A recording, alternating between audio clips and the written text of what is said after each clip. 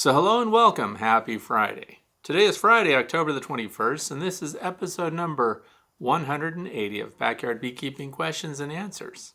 All the topics that we're going to discuss today are down in the video description. So welcome. I'm glad you're here. My name's Frederick Dunn, and this is the way to be. So there'll also be related information, as always, down in the video description. If you want to listen to this because you're busy and can't stare at your screen, it's a podcast. Podbean, titled The Way to Be. All these things are on my main website also, pages related to topics. So that is thewaytobe.org. So, glad you're here. Let's get started. You can also learn about how you can submit your own questions too for future consideration. Not every question gets discussed because some of them have been answered many times over, unless it's something that's so important we need to talk about it frequently. How warm is it outside right now? 62 degrees Fahrenheit, which is 17 Celsius. And 38% relative humidity. So if there's any uncapped honey in those beehives, days like today when it's nice and dry, it will be easier for the bees to dry that down and get those capped. Moving right on, the very first question comes from Alexis. Alexis says, I've been using your hive setup schematic, which includes using a slatted rack. I'm gearing up to do a 21-day cycle of OAV, that's oxalic acid vaporization. And I'm wondering where the best place to drill the hole for my Mighty Vape OAV gun will be. I never heard of the Mighty Vape, so if you want to put a link to that so that others can look it up and see what it's about, that'd be cool. I'm concerned about getting the best distribution of vapor. If I put the hole under the slatted rack at the back of the bottom board, would the slatted rack be in the way and block much of the force of the vapor? If I drill at the lip on the top of the slatted rack, is that too close to the frames and the bees? I'm assuming drilling into the hive body near the bottom isn't desirable. Anyway, just a small problem I'm stuck on. Any advice would be fantastic. So here's the thing. I've done lots of testing on oxalic acid vaporization. And specifically, I like to see where it goes. Have you ever seen inside a beehive where oxalic acid goes when you introduce it into the hive? Now, the procedures are pretty consistent. So it's not so much what piece of equipment that you're using, although I have long since abandoned pans for putting in my oxalic acid vaporization. I have a whole pile of them, by the way, sitting on a bench because the pans used to push through the front. And because they have to cool down and you have to block off the entrance of the hive and let your pan cool down you have a 10-minute cycle for each treatment that it has to be closed up. But we want the pans to cool off before you go to the next one. So I had a whole series of pans, so I put this one in, get that going. And every time you pull the pan out, there were a bunch of dead bees in the pan too, so they didn't like it. And the reason I'm telling you this is I'm giving you the kind of progression through the years of how I ended up where I am right now with the treatments and the application method that I currently use. So the pan, the other thing is the length of the arm of the pan. When you introduce oxalic acid and you sublimated it. You ran that kind of right to the center of the hive, and you are likely delivering oxalic acid, that initial burst, directly under the brood.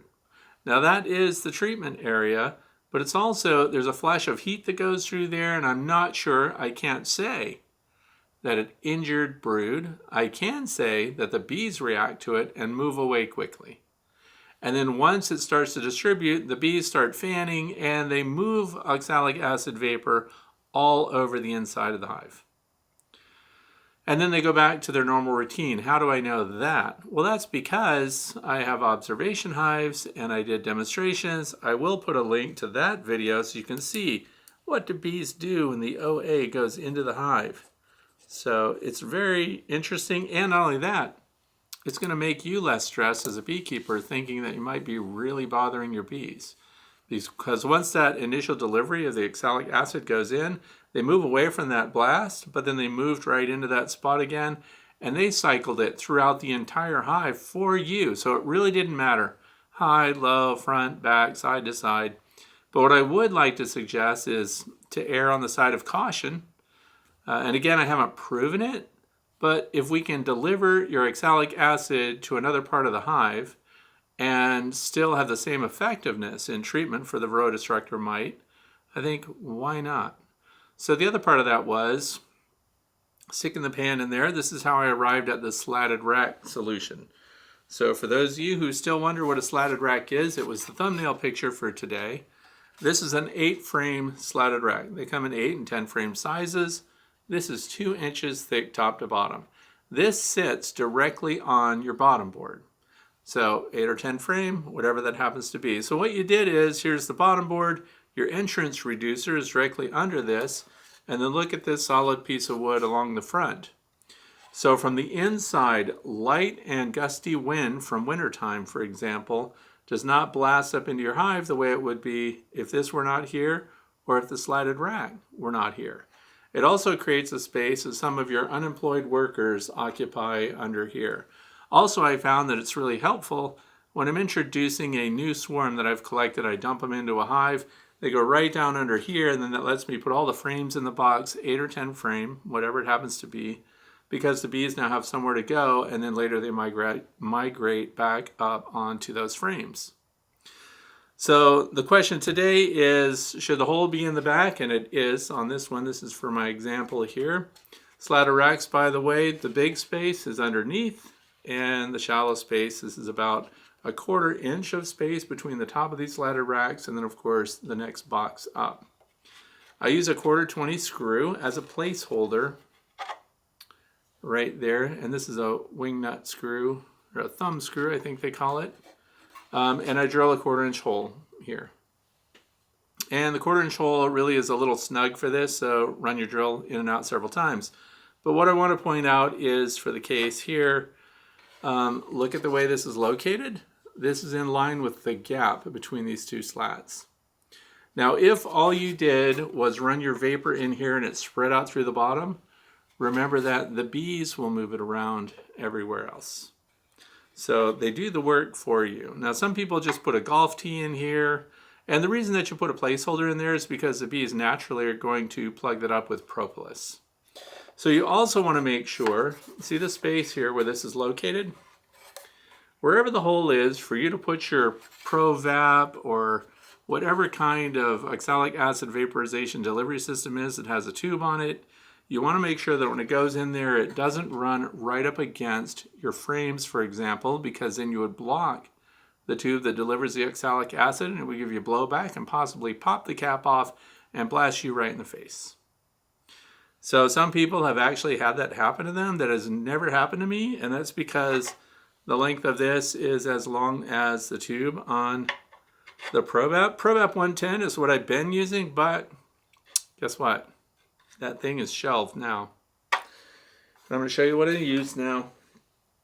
Different piece of equipment. Other people are demonstrating it. Look at this stainless steel Instant Vap. Instant Vap, Instant Vape, whatever you want to call it. Guess where you buy these in the United States? The name's right here, Laura Bees. Now if you notice, look, there's no place for your cord to plug in on it. That's why this is now the handiest oxalic acid vaporization system for delivering in out yards, anywhere else that I could find anywhere at any price. These are not cheap. It's all stainless steel housing on the outside. I think there's a big block of aluminum in here. It's all encased so you can't really see it. But once this thing is up and running, it delivers your oxalis very fast. How is it delivered? Right through this tube here. Been used quite a bit. You also have a gauge here. Every one of these notches is a gram of oxalic acid. So you can adjust that, and then you put that in here. There's a gasket at the top, and you plunge it, and it drops it right down into the bowl, which it has to be sizable because it retains its heat really well because the sublimation occurs almost immediately. And look at the tube there. That tube is a piece of turned brass. So it's much tougher than the ProVap 110, just calling it. By the way, I buy all this stuff. Nothing is given to me. And how's it powered? This particular one, look on the bottom, it says DeWalt. These take those big DeWalt Multiflex batteries, which I already have because I use DeWalt tools. And that, if you did not have DeWalt tools, I think there's another company that they use as well. But if you have those big DeWalt batteries, like I have a DeWalt leaf blower and all that stuff, they go right on here, and that means that I didn't have to buy anything extra for this. And I have 29 colonies of bees. I have one of the 60 volt flex volt batteries, one of the big ones, and it barely went down one notch, treating 29 colonies. So I'm bringing that up. I'm not going to give you a live demo of that because guess what? Lots of people have already beat me to the punch on that, including Cayman Reynolds, who's done a million, bazillion, gajillion treatments with it. But at any price, if you've got money burning a hole in your back pocket and you've got out yards and you don't want to buy a system that requires a source of ignition, or if you don't want to have to plug into your 110 outlets and run a 200-foot extension cord, which is what I have been doing, this is the easiest thing around, and it goes right in your 1/4-inch hole in the back, and it also has little teeth on the front of it. I hope you can see that. So when this goes in the back, it just sits right there. But guess what? It delivers everything so fast that I really don't have to walk away from it. And the other thing is I can go from one hive to another, one right after another, right after you've done the treatment, delivered it. It's got, of course, a temperature gauge on the back. This is off, of course, and the battery's not connected. Or even when the battery's connected and the unit's off, it tells you what the current temperature is, so you know if it's even cooled down before you transport it. So anyway, as soon as you pull that out, of course, you take your 1/4-20 threaded screw and you put it right back in there, except for those of you who use golf tees. I'm not telling you have to use this. But these are nice because if you get a bunch of them, you would put them all in the vertical position, those awaiting treatment, if you're doing this as a group or a team or this is commercial or something. And then after the treatment's done, you would, of course, turn them all horizontal. Just for example, because then everybody would know what requires treatment and what doesn't. Keep your hive closed up for 10 minutes. Pull the cloth off. Oh, and these are the cloths that I use for the front. 100% cotton cloth. Get them damp, lay them over the entrance. That's all you need to do. And we're good to go. So I used it, by the way, the reason Lorbee's name is on this, they are the only place you can buy these if you're in the United States. So LOROBBEES.com. I paid full price. I get nothing for recommending them, but it's the only source to get, so there's nobody else I can recommend for you to get it from. So that's it. The best vaporizer. Of course, I'd like to know more about this Mighty Vape gun, by the way. So if anybody knows about that or if you've used it and you love it, feel free to share down in the comments section here. So anyway, as you can see, it was off center, and that's because there again, why take a chance and deliver a blast of high heat, 300 degrees or whatever it is at sublimation? Why take a chance on blasting your sensitive open brood with that when you can get equal results by introducing it as part of your inner cover? If you have a feeder shim on top or something like that, I think would be less effective than using the bottom board or your slatted rack at the bottom. The bees will cycle that through unless your front's open and they can fan it right back out. That's why a cloth that's been dampened that can close that up for the 10 minutes required is super helpful. Good question. Thanks for asking. Next question is from Karen from California, Novato, Novato. I never heard of that place. I'm a new beekeeper going into my first winter and would appreciate more information about what happens with brood in winter. On one hand, I've read that bees cluster to keep the brood warm during winter, but on the other hand, I've read that hives are practically broodless during winter. In the context of winter being a good time to do OAV treatments. A lot of people are talking about oxalic acid vaporization treatments. If there is brood, does it undergo the normal 21-day cycle through winter and with the queen laying several rounds of eggs during the cold season? Or does the development slow down such that a batch of eggs laid at the beginning of winter takes several months to develop, emerging in spring? I'm figuring that in temperate California with very few freezing nights and many days above 50 degrees, that I can expect the hive to continue to generate new bees all through the winter. What about colder regions? Okay. The biology of the bee does not change due to cold weather. So there are different species of animals, for example, that the temperature does impact the gestation period once eggs are fertilized and produced. It's not the case with honeybees. So it's still the 21 days if it's a worker bee, 3 days as an egg, and off we go. Now the difference is, yes, reduced brood. So depending on the time of year, and the beauty of my situation here is that I have observation hives. I can see what the queens are doing. And we do thermals, because thermals tell us kind of how much brood is present. And that's because right at the brood area, regardless of the time of year, summer, winter, fall, spring, it doesn't make a difference. It's going to be 94 to 97 degrees Fahrenheit on the brood that's developing. So when we see a larger brood pattern, we get a better, larger heat signature when we shoot thermals.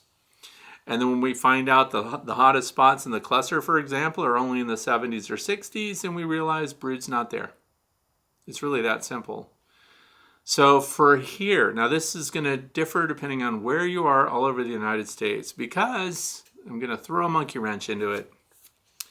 Brood size and presence is not only dictated by weather and the length of the day, it's also dictated by resources available in the environment to your bees. Some people go broodless mid-July.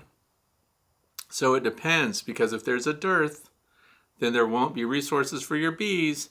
Therefore, brood drops off in response to a lack of resources. Why continue to build infrastructure if it can't be supported? Why grow a population that you can't feed? That's really what it is for the bees. So they can go broodless or reduce brood at any time. And really that's dictated not by the queen, although she does produce the eggs, she does lay the eggs. They change how much and how often they feed the queen. These are workers, these are nurse bees. And they go around, and so the dietary restrictions that they provide to the queen trigger the queen's production of more or fewer eggs. Now, if she lays eggs that they can't afford to take care of, it's called policing up the cells. They go around and they consume eggs that they can't afford to feed because the resources aren't coming in and they're not stored and they're not available. The other thing is, another reason they police up eggs too is if, for example, that queen mated with something genetically too close to her, for example, one of her own drones, and if those worker bees, if the nurse bees sense that that drone is closely related and its egg is there and it's developing, or that worker is closely related, they consume those eggs too.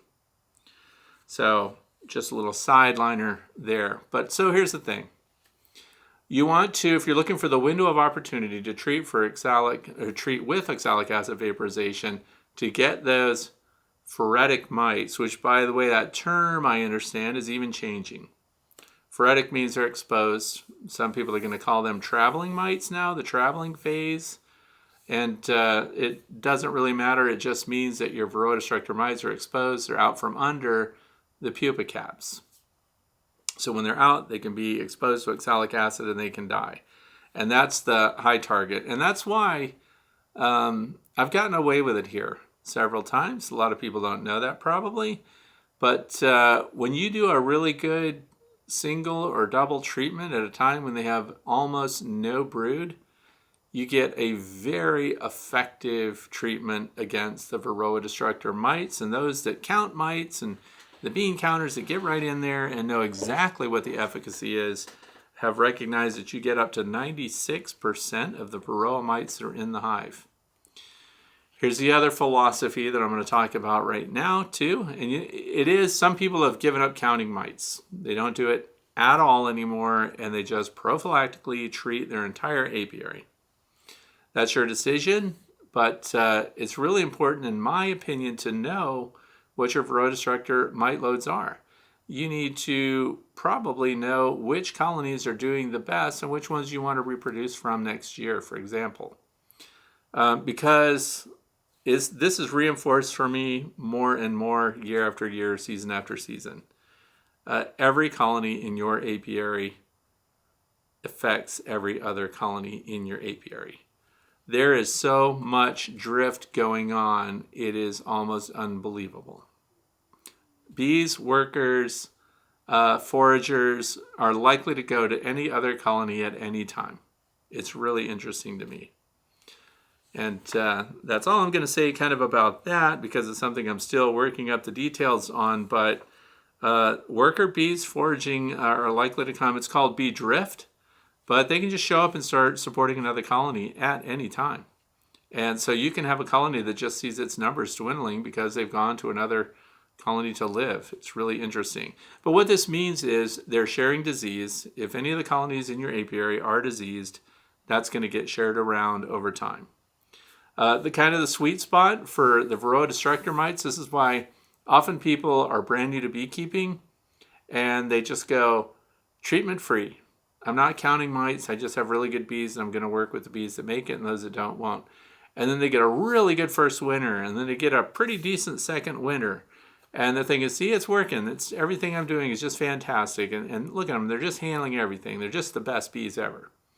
And then the third winter, between that third and that fourth winter, if you haven't done anything to address mite loads, if you don't know your mite loads, now you might, never say never, or everything's not 100% absolute.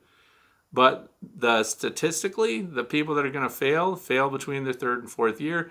This also coincides with when a lot of people quit beekeeping.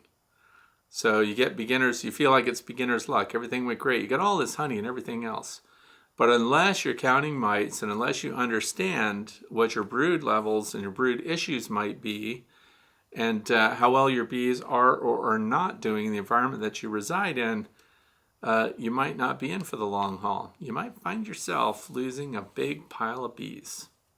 So please know your mite levels, and then I'll fall back on what I was about to talk about before, but this end of November, beginning of December timeframe for me is when I see the temperatures in all of my clusters drop dramatically, and they're in decline right now.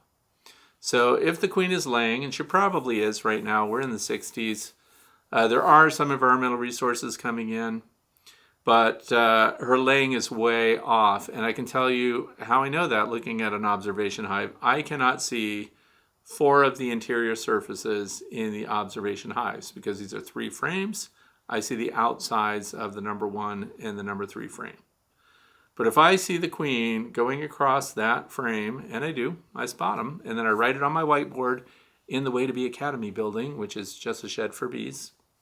I write when I see the queen and if she's pausing to lay eggs. And guess what she's not been doing? She's not laying eggs. They're just tooling around. Now, how do I know that there are new bees being produced in there? In the absence of seeing the queen lay eggs, what else can I look for and know that I have brood production going on, at least within the last 25 days? And I say 25 days because I'm looking at those fuzzy, silver, brand new, freshly emerged worker bees. So when you see them tooling around and they're totally covered in fuzz, and they're kind of not deliberate about what they're doing. They're just kind of doing random things, but they're distinctive from the other bees because they're brand new. So we know that we have some production going on there, because these in the wintertime, of course, will be in the frames that are the most protected by the cluster and therefore out of your view. So you can get very good efficacy. Now, depending on where you live, this part of California, you need to talk to other beekeepers. I realize it's not, if it's in the 50s, please don't pull apart your hive and try to do a Varroa count. Your times for Varroa destructor mite counts and tracking your hives to see which ones have the biggest viral loads. And when I say viral load, it just goes hand in hand with the number of mites that you're finding. The other thing is, if you've got bottom boards that can be removed, if you've got trays that you can pull, you can do those any time of year. So you clean out all your trays, let's say on Monday, and on Thursday, you pull them out again and you look at them to see if you just have dead mites, because mites don't live forever. They die of old age eventually. But guess what? The mites that are in your hive in the wintertime will live many months. It's a terrible truth. And not just that, they live that way with reduced brood. And so they're all feeding on the fat bodies of your worker bees and spreading their diseases at the same time. So all those bees are getting liposuction, and they don't want it. They don't need it. They're already trimmed. They're already fit. They don't need it. So when you go into winter with a viral load generated by these Varroa destructor mites who are going to continually feed on your valuable bees, the damage is not immediate. It's a sublethal dose that eventually causes them to dwindle. Well, then if they don't die immediately, what do? Well, they start losing weight. They can't metabolize the food and resources that they have very well. Their longevity is reduced, so they don't end up foraging as long as others would. They don't do the jobs inside the hive for as long as they otherwise would because they have to migrate to advanced positions before they're mature, before they normally would if the colony were completely healthy. So the numbers begin to dwindle because productivity is down and overall colony health declines over an extended period of time. So, find out when your brood is the lowest, and for me, end of November, 1st of December. And yes, they do produce brood, and no, it doesn't change. It's still the 21-day cycle, egg to adult. So that goes unchanged. Next question, number 3, comes from Jim in Burlington Flats, New York. It says here, you mentioned that new bees, nuke or package, should be treated with OA immediately. Are you saying the first day you place them in their new hive, or do you give them a few days to acclimate? Okay, that's not what I said. So I'm glad this question's asked because I'm going to clear that up for Jim and others who may have the wrong idea. This is related to packages only. When you get a nucleus hive, for those who don't know, a nucleus is usually a 5-box or a 5-frame box of bees that you bought. There's a queen in there, all the brood is there. You're buying the frames, you're buying bees in all stages of growth and development. Basically, you bought a small colony of bees. If they've got varroa mites, if they've got small hive beetles, they've got them. You're not going to do anything, in a single treatment on that colony if it's a nucleus, because there are going to be a bunch of mites, if they exist in that colony, and they likely do, they're going to be underneath the caps. So you don't have the same advantage that you do to control the mites as you do when you receive a package of bees. The package of bees is all exposed bees. There's no comb, there's no infrastructure. It's probably 3 pounds of bees, and then you've got a queen in a cage, and she's shipped with them. Now, the bees that are in that package aren't even from that queen, likely, and the queen's ready to lay and ready to produce. And that's why I don't say treat them immediately, because I don't want them to associate the introduction of that queen, because they were introduced to that queen in transit. They dumped a bunch of bees in a package, they're going to mail them, or somebody's going to pick them up, or maybe your bee club does big group purchases or something like that, but the queen has only been with them for a couple of days possibly, and she's still in her cage. So they're just starting to spread her pheromone throughout that group of bees. We don't want to associate either the new queen in those bees or the new introduction to a new location in a new hive with the stress that comes from an oxalic acid vaporization treatment. So how long do I suggest you wait? And I say the same thing all the time. So I've never said immediately, but you want to do it before the 9th day, because we're failing safe there. If that queen goes into production right away, and let's say the hive you put them in already had drawn comb, maybe used better comb or something else, or provided them a space that they could start laying eggs, storing their resources right away. So you're safe to wait the 7 days and then do a single oxalic acid vaporization treatment. And if you do that right, with the right dose, closing up the entrance for 10 minutes, and making sure that that cycles through there for the proper amount of time, then you're going to find out you get that high reduction of varroa destructor mites. And if you're lucky enough to have a removable tray at the bottom, you'll be able to see the mite drop within 48 hours. And you'll know then what the load was on them. That's why I always say when you get a package of bees, you're in a perfect position to really treat them. But it's never upon immediate, as soon as you receive them. Now, there is a method that I may have described that I do not use myself, and that's oxalic acid spray. Some people mix it with sugar syrup, and they can spray the package, and of course, that's before you install the package. But I don't personally do that. If you want to read more about that, you go to a website like betterbee.com, look into oxalic acid, and then it will talk about dribble, spraying. Right now, the 3 methods of treatment with oxalic acid that are approved are the spray, the dribble, and the oxalic acid vaporization. And that's it. So those are described there, and my personal preferred method is the vaporization. It had the highest efficacy. And you don't have to worry about temperatures either. Oxalic acid vaporization can be delivered anytime the cluster is relaxed. So the other part of this I probably should mention is if it's below 60 outside, if it's down in the 50s, your bees are clustered. The colder it is outside, the tighter the cluster of bees inside. The more they're clustered, the less that oxalic acid vapor is going to penetrate the cluster. They're going to fan their wings and everything.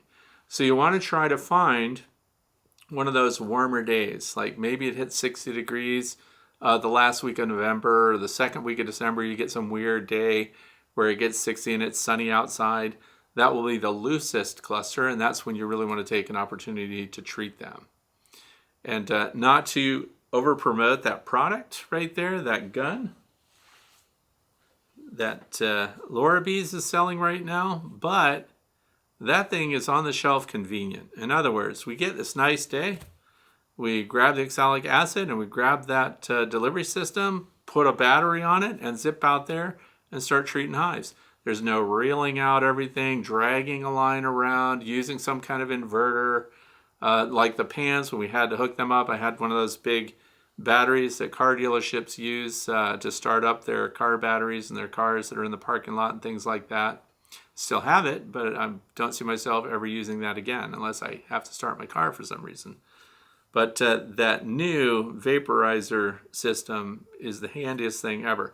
I think it helps people when you have that, because one of the reasons a lot of people don't treat with oxalic acid vaporization, other than the risks, of course, there are health risks when using oxalic acid vaporization. You have to put on the gear, so you have to put on the respirator, you have to protect your eyes. You have to assume that it's going to fail, even though I've never had an OA system fail. But you have to be protected just in case it did. Eyes, respiration, skin, stuff like that. But it's a grab and go system. We have a hot afternoon. I can treat, 20 colonies in an hour and a half and be done and not have anything to wrap up or store. Rinse that thing once it's cool with cold, fresh water, and we're done. Simple. So the easier it is, the more likely you are to use it to your treatments.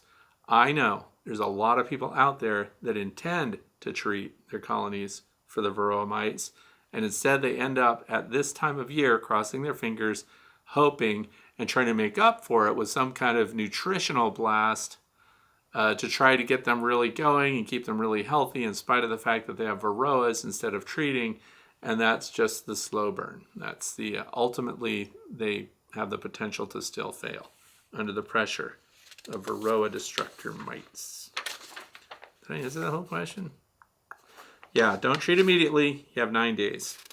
And it doesn't mean you shouldn't treat the nucleus that you received. It just means you're not going to have the same effectiveness with your treatment. So number 4, Tim from Lebanon, Kentucky. Hey, Fred, I'm a 15-year-old first-year beekeeper. Welcome to beekeeping. And I'm glad to see teenagers doing beekeeping. I could not be more impressed. Yesterday, I was in a classroom full of teenagers. Of course, they were older teenagers because they're college level. All biology students, gave an hour-long presentation. Very horrifying to meet these people and know that our scientific future is good and that beekeepers are starting to get younger and doing things like this. So anyway, my queen appears to not be laying eggs, and the population has gone way down. They're only using the second brood box. Is it too late in the season to replace the queen? If so, what should I do? So now this is Tim in Lebanon, Kentucky. So if somebody else is watching me and you're in Lebanon, Kentucky, and you're an experienced beekeeper, I would appreciate it if you would respond to Tim's question. Do you have a local brood reduction right now? Because this time of year here, to see a queen not laying, we've already described it here, but I'm in the northeastern United States. I'm in the state of Pennsylvania. I'm in Ag Zone 4. So my queen has laid off production. So this does not mean at this time of year, if your queen's not laying, that, oops, you need to replace the queen. First of all, replacing a queen this time of year, I kind of don't recommend. And that's because by the time you generally catch that, they've reduced their numbers so much that you're kind of investing in a losing cause. They need to have enough bees to continue their eusocial behavior and all their tasks that they need to do to survive winter, and also suffer through the attrition that they're going to have. Bees are going to die of old age all winter long. Your longest lived bees in your hive through winter, one, it's going to be the queen.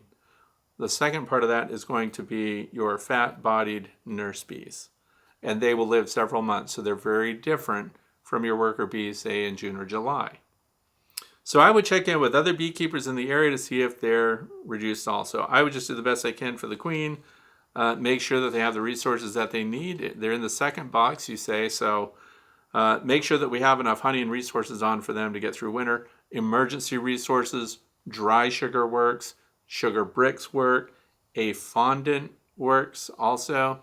Had great success with fondant last year. Gonna promote it again. Hive Life fondant. $4.50 for a 2.5 pound pack of fondant. That can save your colonies of bees. So that's what I would do. Check in with people that are around me. See if their queens are also low. If it's a normal rhythm of where you live. It is here, so I wouldn't even be concerned. If I had a queen not laying, most of them aren't, or they're laying so sparsely that the brood is dwindling, and that's fine, because that's the natural rhythm for the time of year where I am. Next one, question 5. This comes from Russell. It says, first year, 2 hives in Newark, Ohio. Planning on expanding next year. How do you determine how many hives an apiary can handle? Okay. I'm going to bring up a website, by the way, for those of you who are listening or watching right now. Write this down, please. It's called beescape.org. beescape.org. And what you're going to do is when you look there, you will be able to find out what your season is like for beekeeping.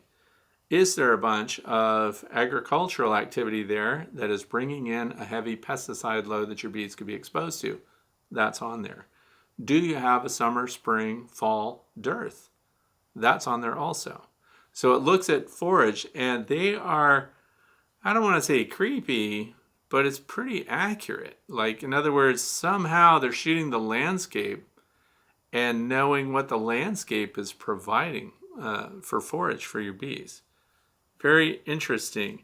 The other thing is they talk about wild environmental resources for your bees. In other words, if you had swarms, for example, the likelihood that they would find a natural cavity to occupy. Information like that is on there. It's a very good resource. So the other thing is, and now we're going to get into an area of beekeeping where people make observations that I find very interesting. And I even have question marks over my head about this too. I think the best indicator, in other words, let me backtrack. Some people feed their bees profusely. Like every hive gets a tub of sugar syrup this time of year, for example. When you supplemental feed your bees in a very heavy and profuse way, you have no idea if they're being supported by the environment or not. And that's because you supplemented them. So now let's backtrack and look at people that kind of fall into a more natural category. Dr. Leo Shurashkin would come to mind. He does not feed his bees at all. I do feed my bees. I feed the ones that are late season swarms. If I do a walk-away split, I tend to put a one-time half-gallon serving of sugar syrup on them to keep them just in case bad weather comes along. So anytime I have a new colony starting out, I give them a feed boost. The rest of my colonies get no supplemental feed. And I just mentioned the fondant that I put on my hives. That is an emergency feed if the bees need it, if they've consumed the honey that's left on going through winter. That's on top of the insulated inner cover. And last winter, none of the colonies even chewed through one of these all the way. So an example of what I found in spring is this, which is a very good sign. Number one, it showed me that they used the resource somewhat. Number two, it shows me they didn't run out. And that's our goal with our bees going through winter. We want them to have an emergency resource, and we don't want them to exhaust their resources and starve out. Now this leads me to, if we're not feeding the bees, how do we know that the environment is providing enough for the bees? So if without feeding your bees supplementally, they are storing enough honey on the hive, for me that's 50 pounds or more surplus, then we would assume that the environment is providing enough for that colony of bees. So then, let's say if you started with 4 colonies of bees and they all had enough surplus going on, and you added 3 more the following year, and they continue to build an adequate surplus, then the environment must be providing what they need. Unless you're one of these heavy supplemental feeders, then you don't know if they're oversaturating the environment when it comes to getting natural nectar and natural pollen and things like that. Some people put pollen packs on their hives. Some people put pollen on their hives frequently, especially in spring, to get this massive buildup. Commercial beekeepers do that. They need the numbers. So they would never know, is the environment providing for the bees that we have installed there? If you're commercial, chances are you're migrating your bees around, so you really don't care or know if the environment that they're in for that time frame supports the bees. For the backyard beekeeper, that's my group, and that's who I focus on. You'll know because eventually you'll have so many hives that they will start to produce less, and that'll be a consistent low yield of honey and resources. So then if you find out, and this is interesting, because so I have 29 colonies, we drop them down to 25 colonies. I'm just kind of guessing right now, but I think there's 25 colonies out there. If I got rid of half of them, okay, let's just drop it to 12 colonies. If I had just 12 colonies, if the environmental resources being provided to your colonies all of a sudden seem to explode, now we've got 3, 4, 5 supers going on in the middle of a big nectar flow, then we realized that at the time when we had twice as many colonies and it appeared to have half the yield per colony, then we were kind of hitting that threshold of colony saturation. Now we're already doing something unnatural when we keep all those bees in our backyard, because we have environmental studies going on that show in places where beekeepers are not, how many colonies of bees would there naturally be there. Now honeybees are non-native to the United States, but they spread out on their own. And this is why when they're looking for another cavity to occupy, when there's a swarm, they bivouac somewhere, but then they tend to fly well off. Like they might go 1,000 yards away before they're willing to move into another cavity if it's available. So they would disperse themselves, and this guarantees fewer bees, more resources, and therefore more resources per colony. So we're fighting the natural side of that. But I'm on the end of, if I look up Beescape, for example, I have excellent environmental resources. So unless a whole bunch of other beekeepers move into where I am, we do have quite a few beekeepers near me. But I don't believe we're saturated yet, and that's because they're getting what they need and storing surplus without supplemental feed. So that's how you find out for your own area. And then with your own, because I was thinking about this when somebody was talking about this very topic. When I had 8 hives of bees, it seemed like the yields were much higher. I had troubles keeping up with the amount of surplus honey that they were storing. So I could have actually exceeded normal hive limits. And I'm trying to remember, though, this is why record keeping is so important. Was I giving them a lot of sugar syrup in spring? And did I really load them up in fall and things like that? So I've tapered way down what I provide as an auxiliary resource for my bees in spring and fall. It's only, as I mentioned before, tiny colonies, swarms collected, things like that. And then it's only momentary support for them. Once they're mature and kicked off, all of my nucleus colonies get 0 feed. All of them. Those are the nukes. That's when I set up a little 5 frame. I don't feed them at all. Everything they get is from the environment, and they do extremely well. So I don't feed them. They haven't been fed. They're not fed now. We just leave them on their own, and they do extremely well. So you'll find out if you don't feed your bees. I guess that horse is dead. I've been beating the topic. Number 6. This comes from Pam, La Crosse, Wisconsin. says, could I use double bubble to insulate a layers hive instead of wool? Place some on each wall with the space between. Also, would you recommend Langstroth or Layens for a first colony? Okay, well, this is double bubble. So what I would recommend, I think I'll give you a link, by the way, to a video that shows how double bubble works. And the reason is because determining the R factor, it requires so much airspace in between. You have a layer of double bubble. We've got, if it's a Layens hive, they have a very thin outer veneer. And then if it's, like one of Dr. Leo's, it comes with wool inside. So the R factor, the R value, now of wool's inexpensive, by the way. There are a bunch of sheep ranchers that have surplus wool that they don't like, that they don't need. It doesn't make the grade or something. It has to do with when it was sheared and how dirty it is and all of that. Dr. Leo uses dirty wool. It's not washed. It's nothing. It's got flax in it, I think. Anyway, the R value of double bubble with the airspace and 1.5 inch or 2 inch gap in between, for example, would exceed the wool R value if you were using this stuff. So I can say that off the top of my head. I also don't put this anywhere where it's exposed directly to the bees. Some other people apparently do. I don't do that, but I'm just using it. It's a vapor barrier, and it also, there's something called Reflectex. It's another company, and sometimes it's just an aluminum foil film itself, but that keeps the heat retained and keeps it from migrating or transferring to the cold that's outside. So if I were building a Layens hive, I'm not talking about just the gaps and trying to stuff everything in there. If I were building it, I think I would wrap it with double bubble, and then I would attach the veneer, that 1/4 inch or whatever it is, material that goes on the outside, and I would put that over this all the way around and underneath as well.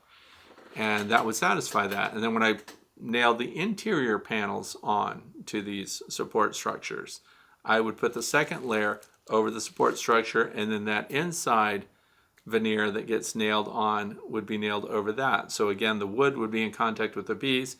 Double bubble, we have a layer outside and inside of the frame that it's built onto. So then you would also have to accommodate that when you're doing your material thickness specs and things like that. But that's personally what I would do, because this stuff will never degrade. It can't absorb moisture.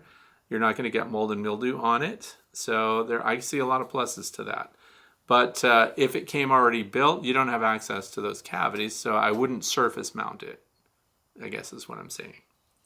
But I'll link that for those who want to know more about the R value and how that's achieved. So the second part of this is, would you recommend Langstroth or Layens for a first colony? So this comes into play. I have both of those here. And I don't know how old Pam is. I don't know how strong you are. I don't know if you want to lift boxes. I was giving a demonstration here recently, and we had to lift honey boxes off of the hives. And they're very heavy. So that's something that's good for people to know when they're considering beekeeping. So when you go to lift even a medium super, when it's chock-a-block with honey, it's heavy. We're talking over 40 pounds. Now, if you have upper body strength and your hands are healthy and you want a good workout, there's nothing wrong with that. Now, for some people, that's a showstopper. Let's say you had to lift a full deep box. Could you lift more than 70 pounds?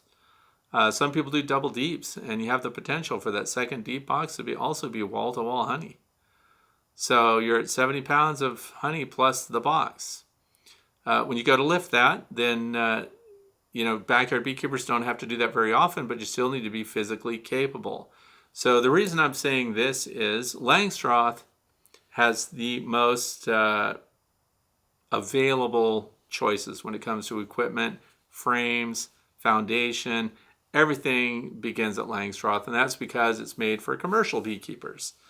So all these Langstroth, everything's spec'd out for the Langstroth size, 8 or 10 frame boxes, mediums, shallows, and so on. So you have a lot of options with equipment.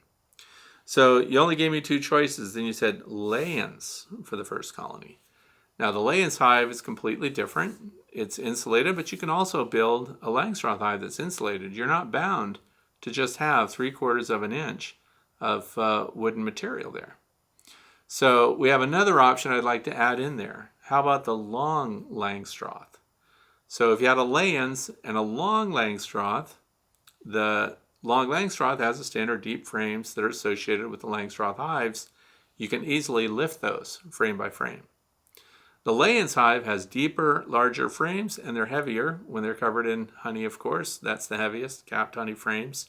I have a bunch of them. I have a scale out there because I want to weigh them.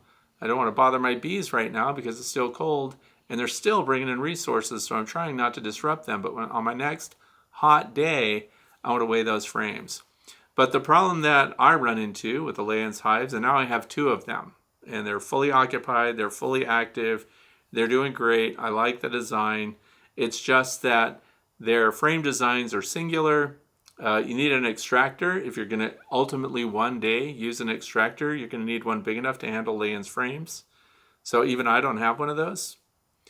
So there are issues with going to the lay-ins horizontal hive format, and that's because the frames, everything's unique. So you would have to then probably go all lay-ins.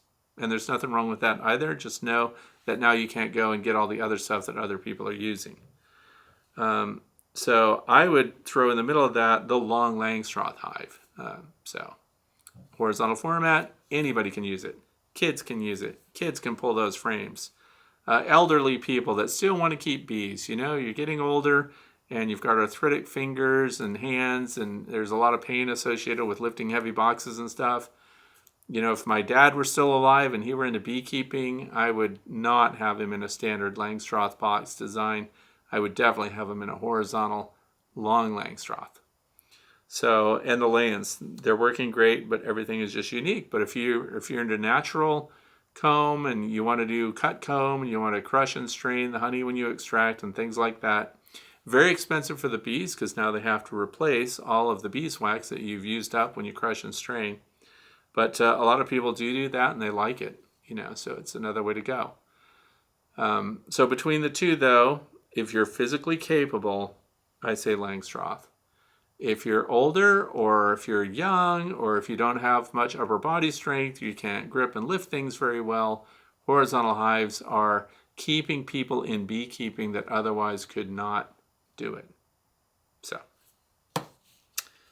that's my 2 cents on that, and that's just a straight opinion. Lots of people have very specific types of hives they like, and they want everyone else to like that kind of hive, or you're their enemy. So there's top bar hive clubs that don't want anybody to talk about any other kind of hive.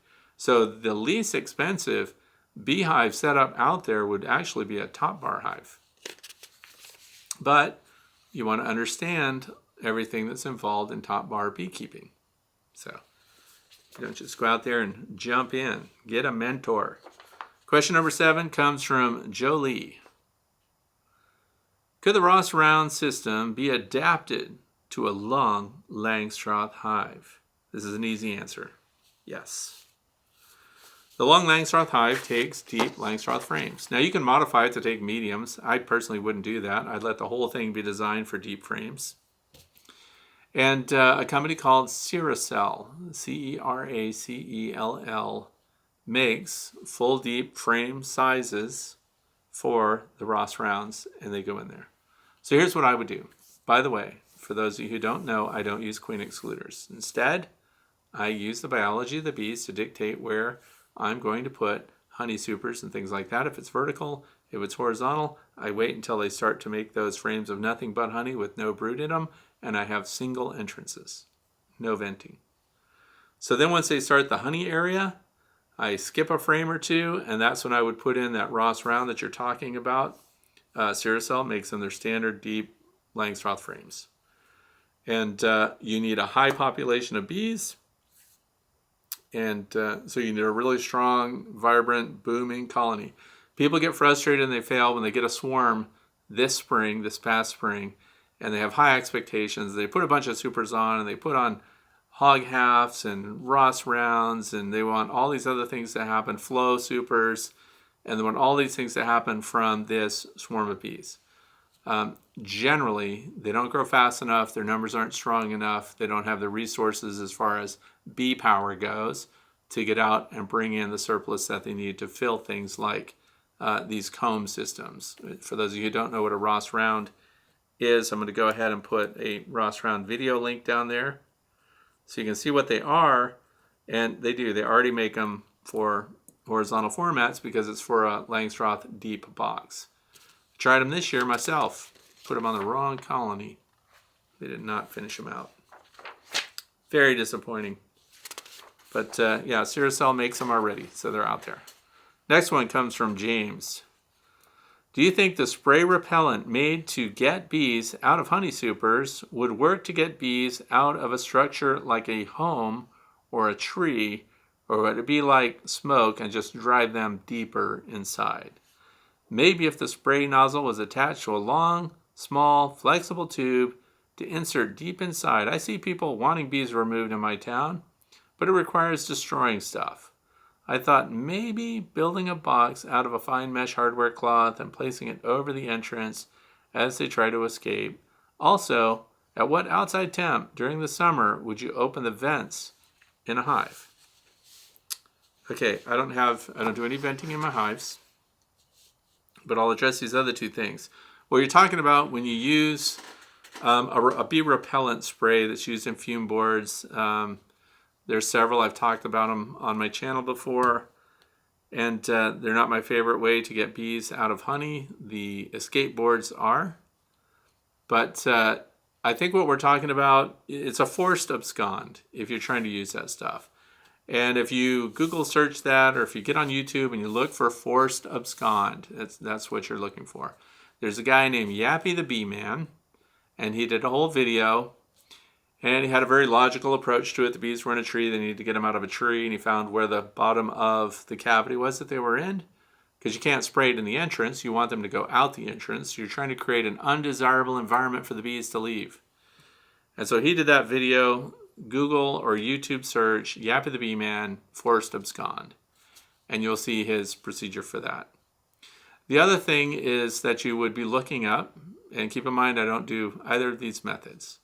But you could do a trap out, it's called. And that's when talking about the mesh and things like that, it would be the next thing you would look up, how to trap out bees.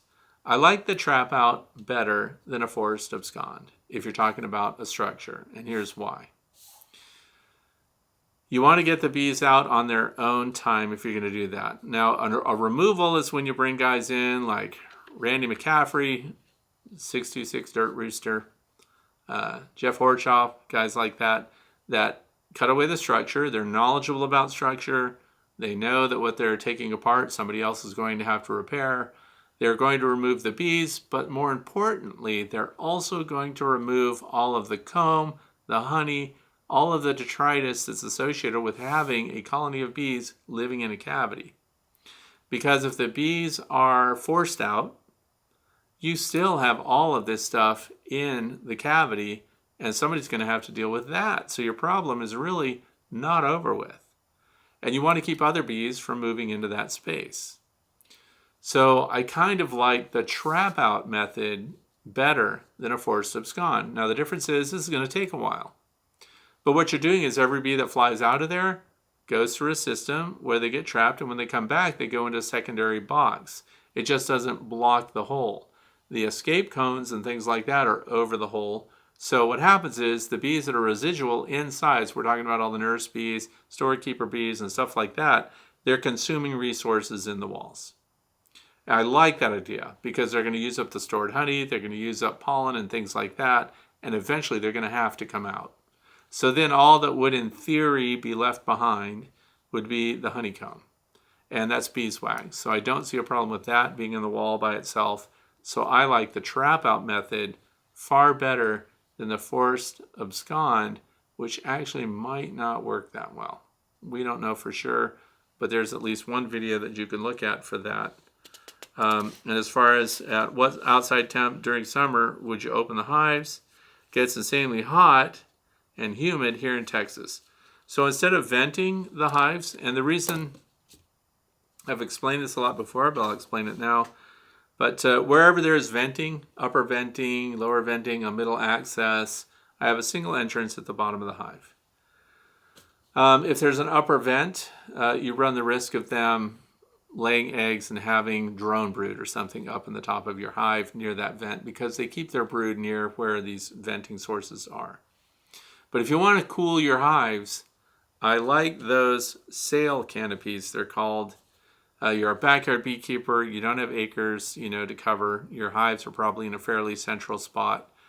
They're almost like trampoline material, for lack of a better description. It's a weave that creates shade over your bees, but rainwater and everything would pass right through it. If you had a wind event, it wouldn't act like a sail and, rip everything up.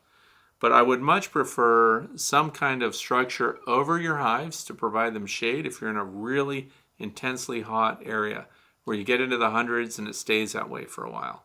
Because just having shade over your beehives provides them all they need, assuming that they have the secondary and most critical resource, water. If they have access to fresh water, they're going to keep themselves cool. But you can add to that comfort for your bees and lessen the load on them by providing some kind of intermediate shade. That's what I would do if I was in a really hot area, as described here. So that was question number 8. Check out Yappy the Bee Man. Forced abscond. Question number 9 is the first one I've ever gotten from somebody named Anonymous. Hey Fred, what do you think about putting reptile heated pads on the floor and turning it on only when temps go below freezing or in early spring when the brooding starts? Okay, there's a philosophy about this. And I just happen to have one, by the way. I have several of these, but I don't use them for what you're thinking. But I just want to show people that are watching, this is a heat pad. It's got adhesive on the back. I also raise chickens, so you can use these when you have peeps, spring peeps, so that this can be on the bottom and it keeps them warm, or you have to heat them with a light or something like that. Would I put something like this on the bottom of a beehive and then have a thermostat on it so that it comes on as described here? I would not. And I want to give you my philosophy behind that. What do the bees need, and how much should you be helping them when they're in their cavities? So they need shelter. They need protection from wind and weather. So rain should not be able to get in. Driving wind should not get in there. Do you know that chickens are much the same? My chickens are in unheated chicken coops. And I get this question a lot too. People want to put heat lamps in chicken coops. And that is one of the most unhealthy environments I've ever seen when people do that. I'm a licensed poultry technician. I've been doing chickens for over 20 years. And the thing is, if you bring in auxiliary heat, you create a secondary dew point somewhere. So if you have these light bulbs and things like that in chicken coops, you see that we have an artificial hot area. And then in other areas, there's condensation now, where it otherwise would not have been.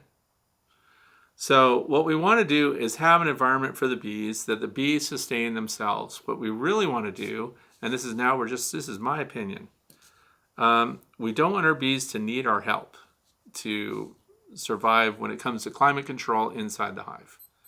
Your job is, of course, to size the structure that they're in to the number of bees that are in the hive and provide them with enough resources, so this time of year that's honey left on, for those bees to survive winter.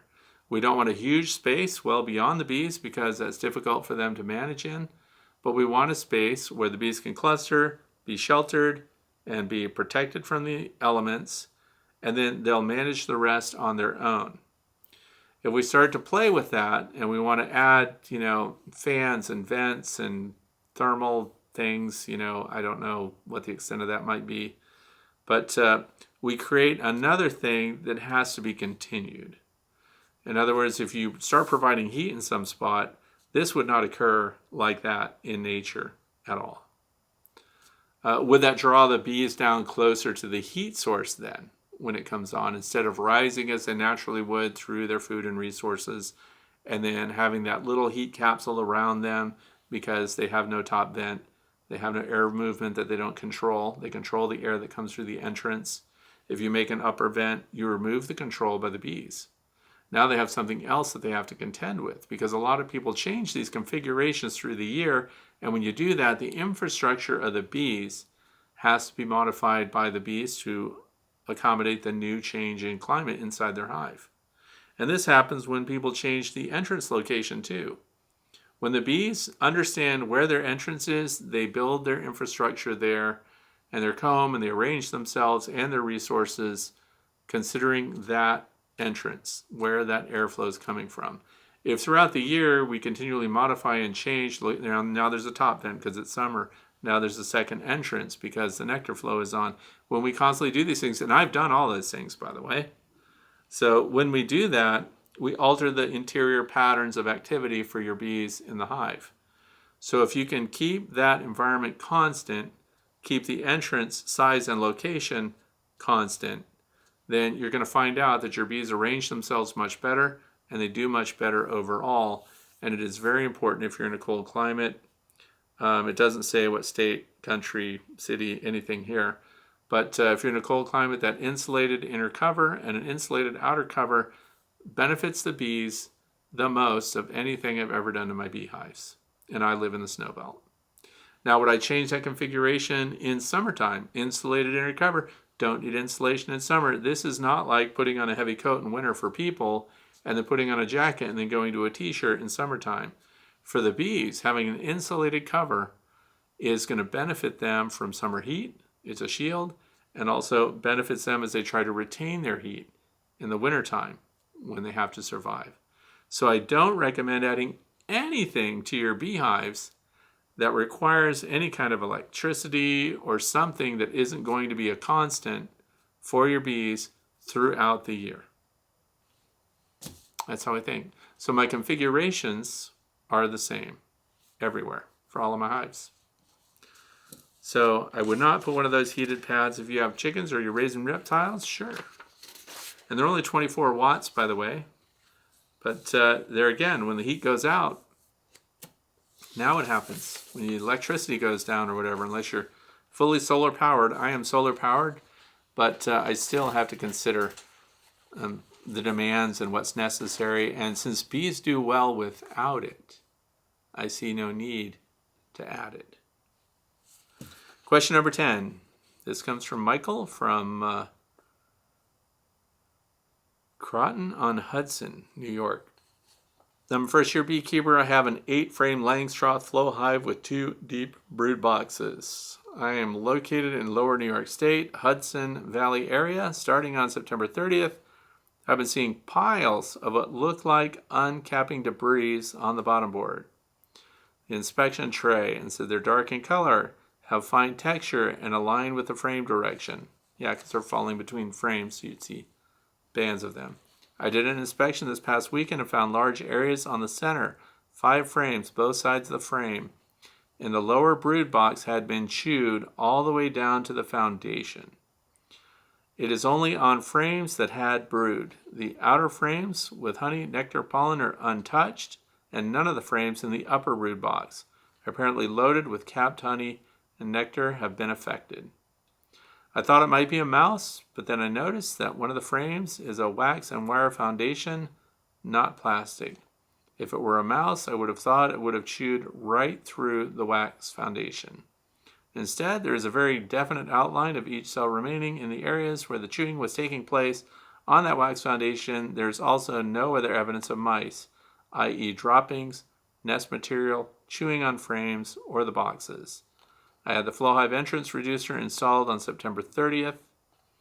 I also did a series of oxalic acid vapor treatments using a lower bees vaporizer through a back of the slatted rack starting September 3rd, October 12th due to high mite counts. My question is it possible that the bees are chewing the comb down to the foundation? If so, why? So resident bees? Probably not. Could the oxalic acid vapor have caused the bees to do this?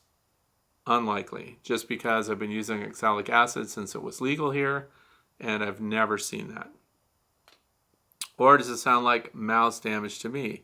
It does actually sound like something is chewing away at those. or if your bees are even being robbed, because check it out, the bees are higher up. This is happening on the lower frames, and they're chewing right down the foundation. This could actually be wasps. And the reason I say that is, while it's cold and the bees are clustered, wasps are zipping into the entrances of your hives, and they're accessing resources that your bees are not clustered over when it's still too cold for them. So we have this time frame. If you go out early in the morning, and I do, and you'll see wasps go and they zip right in the entrance. That's because your guard bees are not guarding yet. It's too cold for them. But they can't get to the valuable brood. They also don't go up through the cluster and get to the honey stores that are described here. Now keep in mind I'm speculating, but this is what I think is going on. So I think the wasps are coming in at the bottom and they're accessing everything that's unprotected by the bees below the cluster, and they're chewing it up because they do exactly what's described here. If it were a mouse, you would see droppings because mice continually defecate no matter where they are, while they're walking, while they're eating. They defecate everywhere while they're out and about. They just constantly create waste. So it would be highly unlikely that if it were a mouse, that we would not see more evidence of other material chewing. I'm going with wasp. I'll be interested to see what my viewers and other people think might be the cause. It also says here, have you found that the flow hive entrance reducer is an adequate mouse guard? Well, flow hives generally don't have entrance reducers. Their standard entrance is about 3/8 of an inch, and I don't know if this is the standard flow hive base or if it's the flow hive 2, but I've not had mice gain entry to any flow hive entrances. They're already narrow enough. So I don't think it's a mouse. This hive has been very healthy all season. It's currently queen right and loaded with resources for winter. Now the smaller mouse guard installed. Thanks for advice. Okay. I'm guessing wasp. What do you think as a viewer, as a beekeeper? What do you think is getting in there? I think because they're not going up above them, I think that they're little robbers that are going in there and they're accessing stuff below. So that was my last question for the day. I want to thank you for being here. I do not have a shout out for today. If I can think of one a little later and I want to add it, it'll be down in the video description below. Please look also in the video description for any updates and resources and information for those who want to study more about things that we talked about today. So I hope that you've got your winter preps done if you're here in the Northern Hemisphere. Those of you who are down in Australia, good for you that things are going well down there and people are already drawing off honey in New South Wales, for example. I also would like to get an update on the Varroa destructor mite situation in Australia. So for those of you who are down there, have restrictions released a little bit? Are you allowed to migrate your bees around? What's going on in Australia? So thanks for being here and spending your time with me. I hope that you're getting your winter preps done. Think about cleaning dead bees out in wintertime. You want to be able to scrape those things out of the bottom. One of the reasons people like to have secondary entrances in wintertime is because they're worried that dead bees will pile up, block the entrance, and then now they need a second entrance. That's why they have an upper entrance.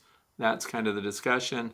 I say instead, for the backyard beekeepers, get something like this. This is less than $5 from Bee Smart Designs, and it's for cleaning stuff out, and it reaches all the way in the back. I used them last winter for the first time, and they're great. So instead of relying on upper entrances, keep those closed up, and then do routine cleanouts of dead bees, and I think you'll find out things are much better off in there.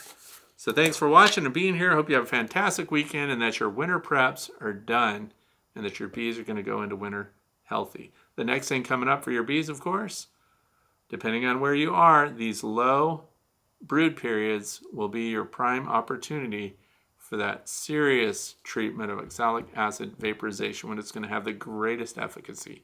No brood. Thanks for watching. Have a great weekend.